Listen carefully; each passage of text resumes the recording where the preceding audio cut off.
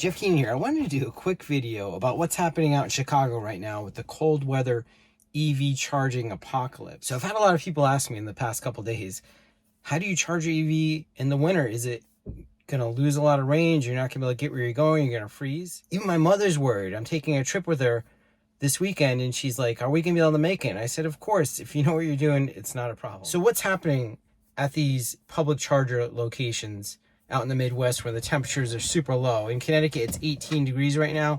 That's pretty cold. My Tesla's charged up and it's nice and warm inside. So the bottom line is you should not own an EV if you can't install a charger at home. The whole advantage of owning the EV is to be able to charge at home and never have to stop at a public charger or a gas station again. And the problem with cold weather is the lithium batteries inside an EV, they need to charge at above freezing temperatures. So it takes some time to heat that battery up. When you're at home, it doesn't matter. You get home from work, you plug in, the battery is already warm from your drive and it'll warm up further from your charger and then start charging. You won't notice any difference.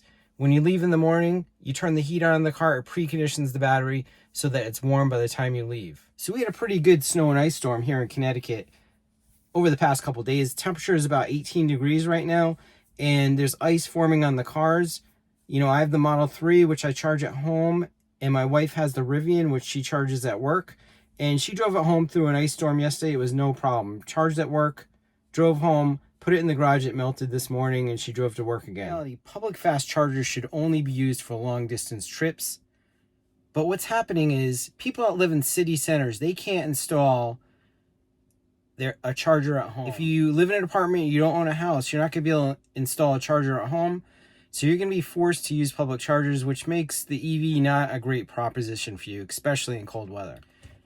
Now, why are we seeing so many EVs coming into charge in these city centers like Chicago? Well, Uber and Lyft is leasing out Teslas to the drivers because they can save money on maintenance and fuel costs. The problem is these drivers don't know a lot about EVs. They don't know how to charge, when to charge, and they're tying up the chargers.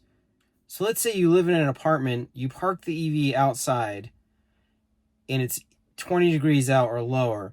The battery's too cold to charge. You're going to drive to the fast charger, and it's going to sit there maybe for an hour just to warm the battery up enough to start charging. In the meantime, other people are going to be coming in to charge, and they're going to be stuck in a line. So this really shouldn't affect EV drivers that have chargers at home. You're going to charge to 80% every day, precondition your vehicle in the morning because you want to be warm in the car, and maybe even charge at work. Now, if the EV owner that has a charger at home is going on a long distance trip, it's not a problem. His battery's already warm.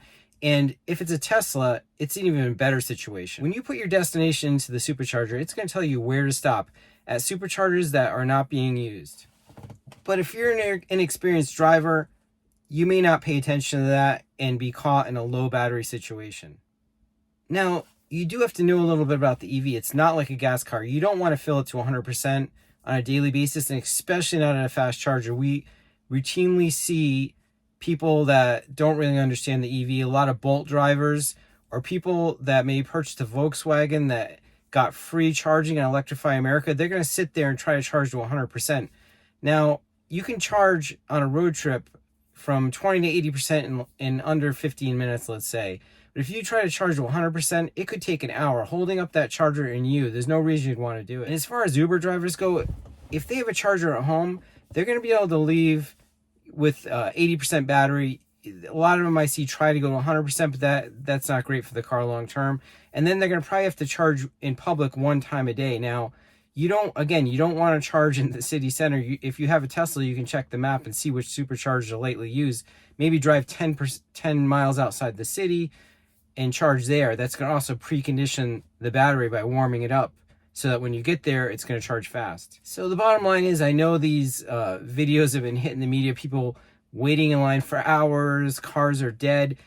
If the drivers understood the cars a little more, then this wouldn't happen, and you shouldn't be afraid to own an EV.